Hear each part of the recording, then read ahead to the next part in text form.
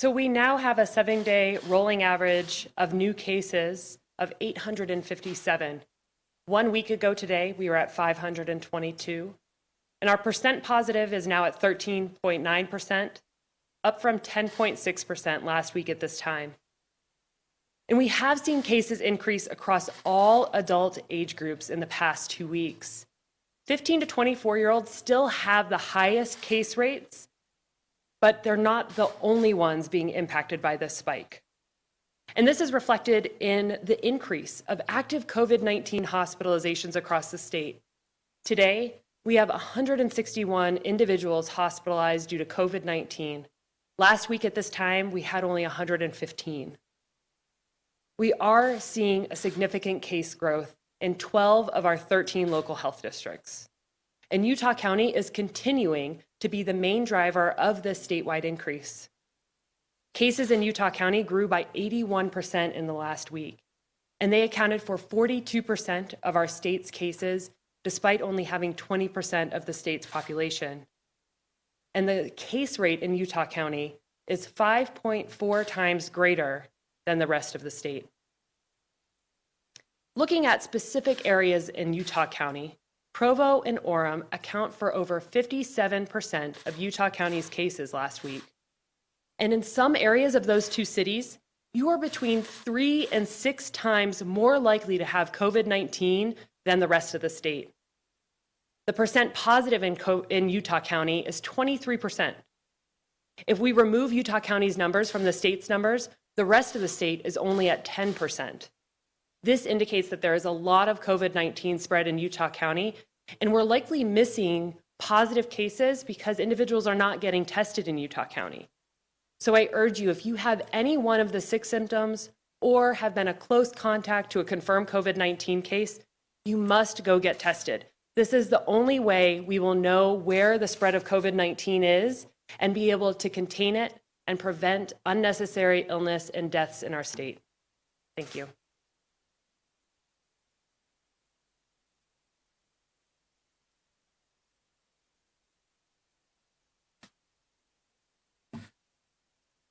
Thank you, Dr. Dunn. Let me just take a minute to introduce Rich Saunders to you. He's our Executive Director of the Utah Department of Health. He's part of our Unified Command. We've talked about this before, but I want to reiterate the process that we go through to decide on policy. We have a Unified Command that we've set up, shortly after the beginning of this pandemic, the middle part of April. It took the place of our COVID-19 task force, which still had roles to play in developing the plan that we in fact have implemented that guides us as far as what we will do when the respective locations of the state, the counties, the cities, etc. Again, the color coding that tells us about how much restriction to have or not to have is part of that plan that was developed by our COVID-19 task force with the input and help of many people. The Kem Gardner Institute, those in the private sector of business, our healthcare providers, hospital associations, etc. Well, as we meet together and have those discussions, I want people to know this is a number of people that get together. We had yesterday, for example, although we worked through the weekend, we had 40 people in the command center as we talked about what does the data tell us. As we did deep dive analysis, what's the data mean? Is it accurate? Is it factual? And what does it mean as far as the future goes? And those 40 people actually represent about another 150 people that, again, have a chain of command and ability to communicate and give input from all walks of life, scientists, data analysts, medical advisors, medical personnel, doctors, business community, teachers, education. I mean, all the factors that you'd want to have around the table to help us understand what the data means and what we should be doing as policy going forward. So the process is exhaustive. We spent a lot of time here this past weekend going over the numbers, and we've asked Rich Saunders to come here and give us kind of the outcome of that effort and that analysis. And so we welcome Rich Saunders to the podium right now.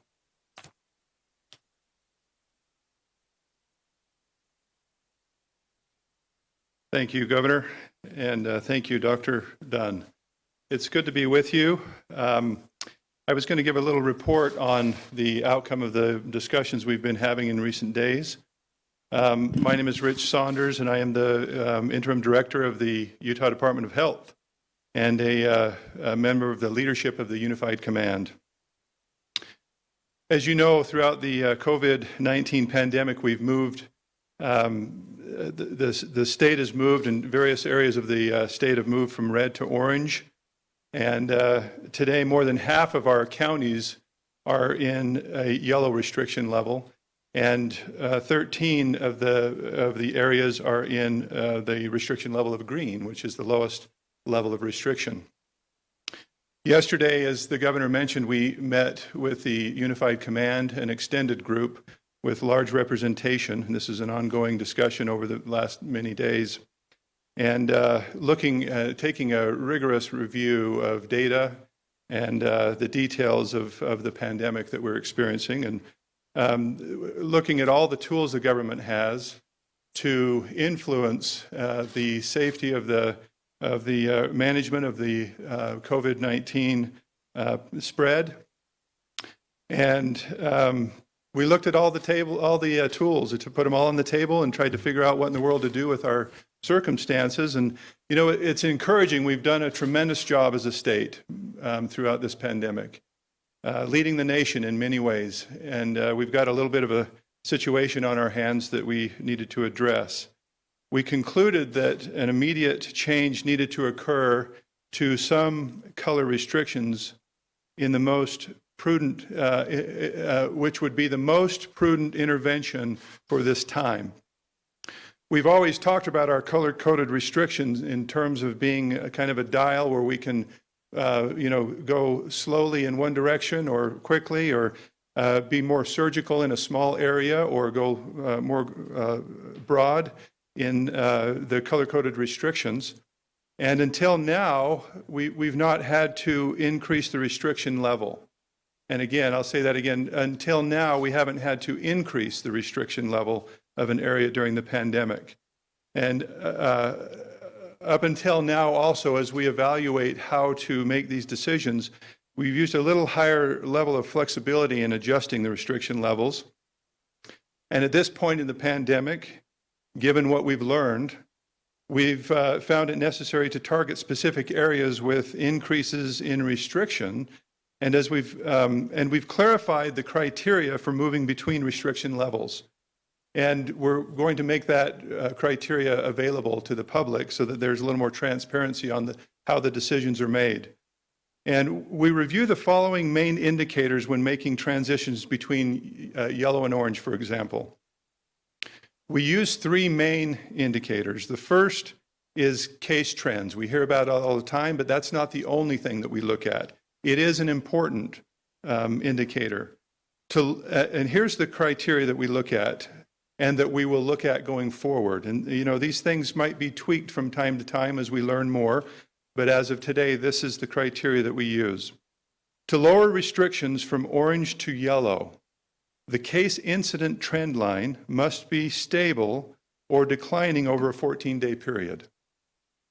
This should include no more than 3 days of increasing case rates, and the most recent 3 days must show a plateau or a decline.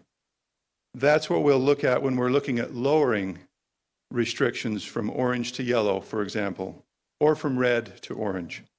We tighten restrictions, looking at this indicator, from, say, for example, yellow to orange, when we see a 14-day rolling average exceeding 35 new daily cases per 100,000 population. The second indicator that we look at very carefully is hospital utilization. We need to be very careful not to overwhelm the hospital systems so we can provide the best possible care to all who need the care.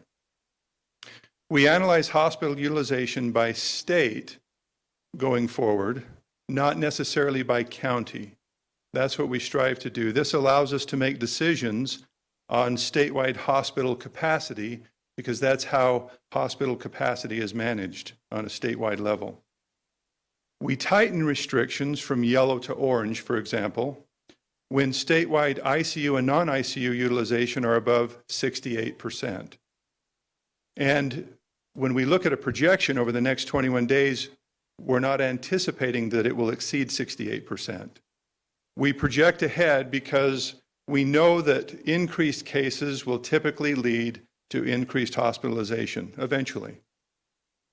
So finally, the third main indicator that we use is percent positivity. Tightening restrictions from yellow to orange, for example, occurs when the 7-day average percent positivity is greater than 20% for an area. We loosen restrictions when going from orange to green when there's a 7-day average percent positivity of less than 10%. And we loosen restrictions when going from to green when there is a 7-day average percent positivity of less than 5%. So these aren't the only indicators that we look at, but these are the main indicators. And there's a list of other indicators that we use when evaluating counties or smaller areas or larger areas for decisions pertaining to restriction level. For example, testing turnaround time. Are we able to keep up with the testing capacities, demands, and also how quickly we're able to reach positive cases and their close contacts?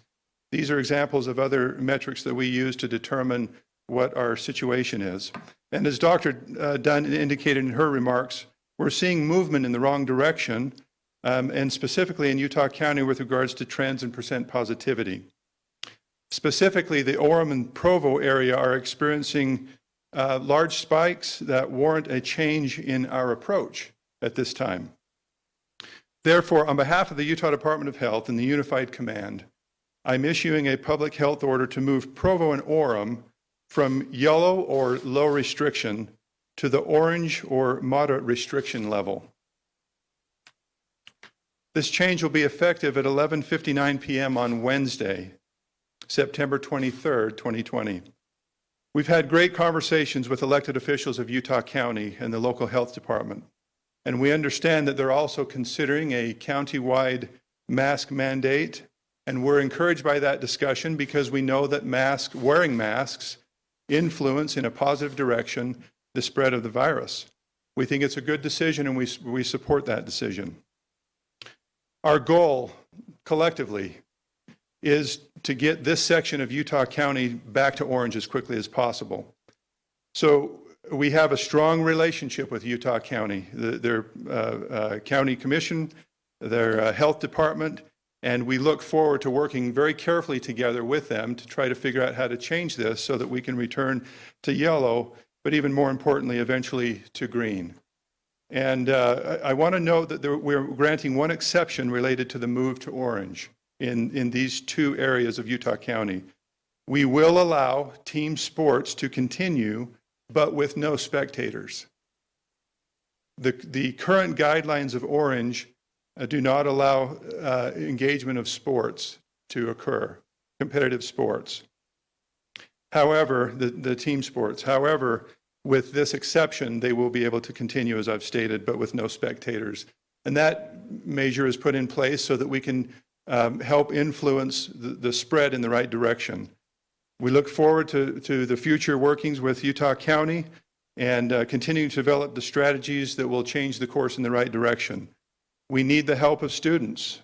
We need the help of the general community in all counties, but especially Utah County at this time.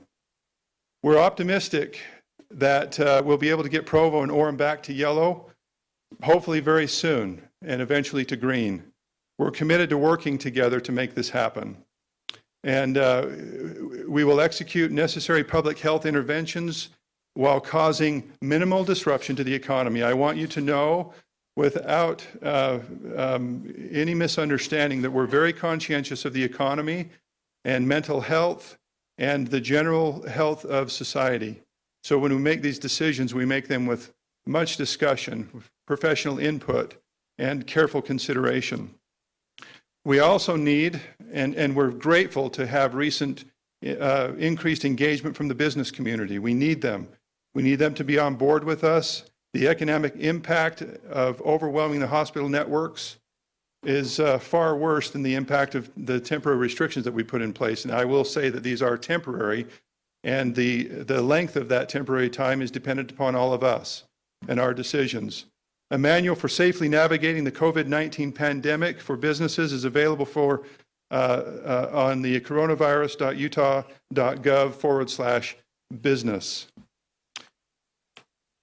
The news across Utah, however, sometimes we might perceive that it comes across as negative too much.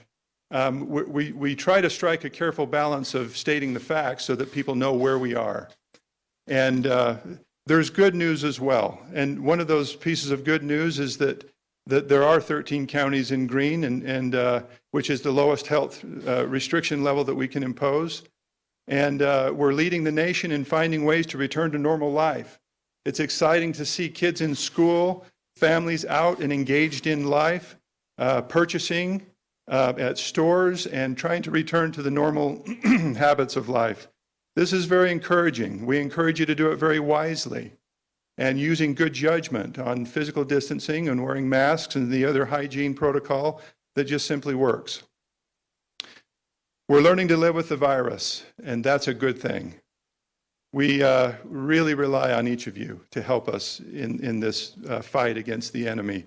All of us in common against a common enemy, which is the virus and other ailments that might plague our society. We are careful and grateful in our partnership with local health officers. I want to state this. They work tirelessly in their departments, and their whole teams work tirelessly to work for your good. The data they provide is essential in determining our course of action, and their work is critical for the success of targeted interventions like the ones I've just announced. And I will say on a positive note to end, due to these positive trends that we're seeing up north, we're pleased to announce that Rich County will be moving to green, our minimum restriction level, effective tomorrow at 11:59 p.m. And this brings our total number of counties that are in green to 14. Thank you.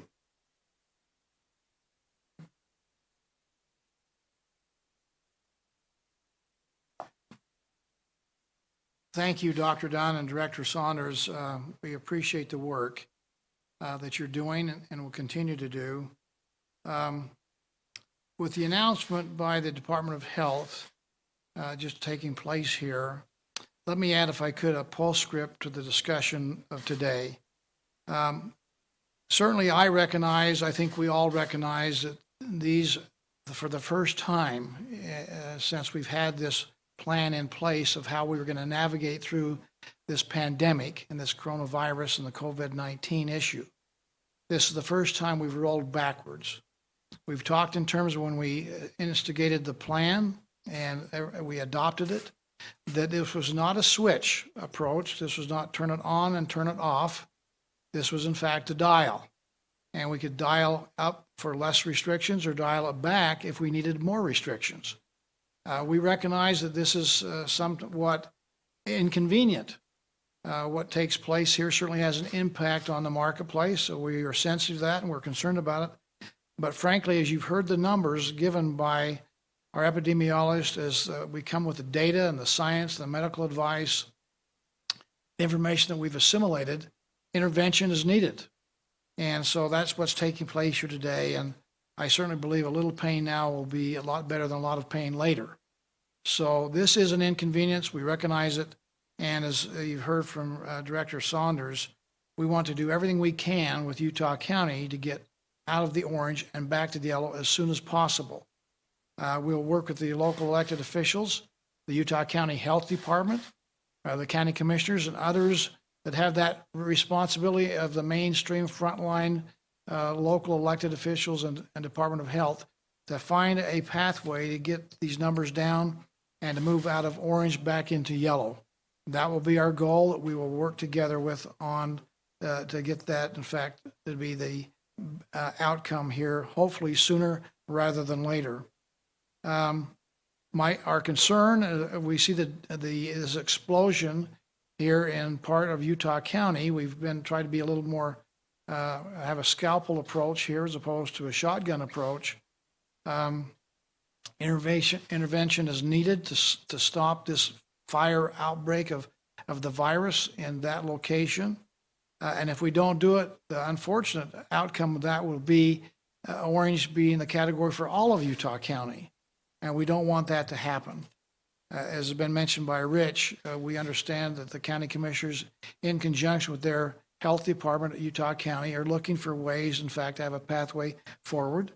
And are talking about the possibility of a mask requirement.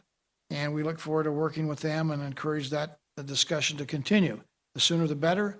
Again, we want to do everything we can to get Provo and Orem out of orange back into yellow. I'll just mention too, as we see, and I had a discussion with governors earlier today and yesterday with the vice president, not every state is approaching this the same way. And I guess we can all have people sit on the corner and Monday morning quarterback and say, this would have been better, that would have been better. Certainly, we've not been perfect in our approach here, but we've had pretty darn good outcomes. And if you look at Hawaii, which did a great job of protecting the people's health in Hawaii, but they've devastated the economy in doing so. We've taken the approach from the very beginning that the health of the people and the economic well-being of the economy are not mutually exclusive ideas, that we should find a way to balance this so we have optimal outcome. And again, the fact that we have a lower death rate here in the state of Utah, significantly lower than other states like New York, for example, gives us at least some encouragement that at least on the balance part, we're helping protect people's health and welfare, their lives, as we've said. We've also worked to help with their livelihoods. And on the call I was just on, we were mentioned by other governors of having the most healthy, diverse economy in America today, in spite of the pandemic, as an unemployment rate of now 4.1%.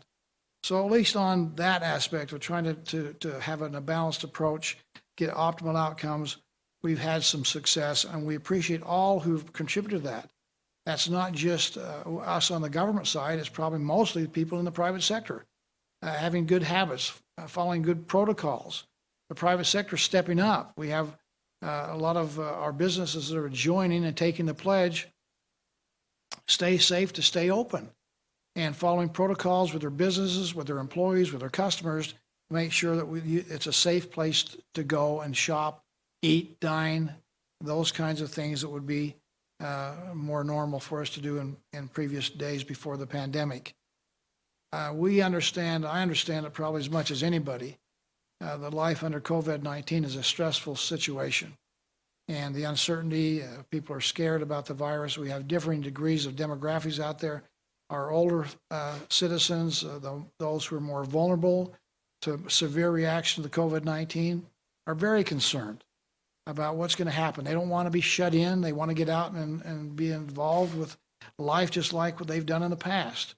And they're very concerned and somewhat scared. Our young people, again, they're not as susceptible to visceral reaction to the COVID-19, probably taking it a little more lackadaisical, not quite as concerned. But all of us need to be concerned for all parts of our population. The spikes we see happening in Utah County pose real threat to both the lives of people and our economy. Hence the need to have some decisive, immediate action, which has been announced here today. One last point I should make. We know that we are learning as we go. We don't have all the information on what COVID-19 even does, other than we know it makes many people sick and some people die. We don't know really about the long-term impacts and effects it has on people. I know of people that have had the COVID-19 that still have not regained their sense of smell and taste. I know people have had the COVID-19 that still get winded walking up a flight of stairs, even 2 and 3 months later from when they had the COVID-19 and are now diagnosed as not having that coronavirus. Doctors that I've talked to over the weekend are talking about lung capacity, heart problems in the future that we don't know about. So certainly under the heading of better safe than sorry, we ought to avoid contracting as much as we can the COVID-19 certainly working towards finding optimal benefits of protecting people's health and the economy until such time as we get get a vaccine to protect us against the virus. We had an opportunity to talk to the FDA here just the other day, and they believe that by the end of the year we'll have a vaccine. Our own medical experts here in Utah, which we consult and really are our mainline advisors, we believe in the people here in Utah and their expertise more than anybody outside of our borders. But they believe maybe the first part of next year we'll have a vaccine. But we need to, in fact, do what we can to protect ourselves until that time comes and people have the opportunity to get an inoculation against the COVID-19. We trust our science and our public health guidance that we get here in the state of Utah, which is really what guides us. There is no other motivation here other than having good policy based on good science, good data, good medical advice from the experts here in Utah. By the way, again, we all have the challenge of doing our part. And we know that some people are reluctant to tell others that, hey, I got sick, I had COVID-19. It's okay to get sick. It's not anybody's fault. We ought to try to protect ourselves as best we can, but there's no such thing as zero cases. There's no such thing as zero risk. We try to mitigate as best we can as we navigate through our society and do the things that we want to do as a community at large. It's okay to get sick, but it's not okay to put others at risk. So we ought to take on that responsibility of making sure that in our own personal behavior, that we don't, in fact, risk other people to get sick by our own risky behavior. Let me just conclude by saying this again. It's our fervent hope that with everybody's cooperation, again, we know we're asking for some sacrifice, inconvenience. This is a war against a coronavirus, a pandemic that's a little bit uncertain, but it's going to take the spirit of cooperation for all of us. We're going to work again to not put too fine a point on it with the Utah County Commission, the Utah County Health Department, and others in Utah County to find a pathway to get them back to yellow just as soon as possible. I think mask wearing is certainly something that needs to be considered at certain scenarios and opportunities to, in fact, protect ourselves. We've had the study from BYU, 120 studies. We know that wearing of the mask does help. It's not a silver bullet solution. It just helps minimize the risk of us spreading it to somebody else. So as I mentioned last week, I wear the mask to protect you, you wear the mask to protect me. And if we do that, we're going to be able to have a successful outcome here. Let me just conclude by saying this is not about mandates. This is about communities coming together and we as citizens doing what needs to be done to slow the spread of the pandemic and the coronavirus. We have a shared responsibility. We all have a role to play. All right, so that is Governor Herbert there, just kind of recapping our press conference there, giving us an update on what we expect from the state now making some new restrictions there for Utah County. So let me just give you the basic recap here. Because of our recent surge in cases there in the Utah County area, the state is now sending Provo and Orem back into the orange or moderate risk phase of the coronavirus. So they're saying this is like a dial. It's not something that was a switch we would just go back and never return to. It says if the cases increases, which they have been in Utah County, they are now moving or increasing those restrictions again. That will start tomorrow there, both in Provo and in Orem. The one exception they're saying is they will allow team sports to continue, but with no spectators. So that timing is interesting because BYU has their first home game against Troy this Saturday there in LaVelle Edwards Stadium. So that's just basic what we're learning from the press conference. We'll have a full recap here for you on ABC4 Utah News.